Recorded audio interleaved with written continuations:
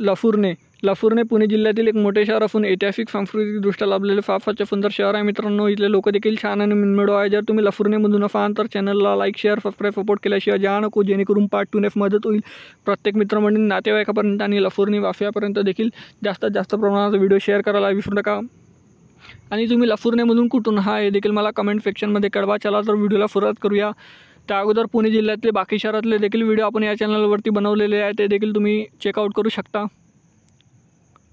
या पुणे ते लफुर्ने मात्र 122 किलोमीटर अंतरावर आहे मित्रांनो। 2 तास 45 मिनिटं प्रवास आहे प्रत्येक जरताफ आणि इथे जाण्याकरिता बसेस सेवा सुद्धा उपलब्ध आहे।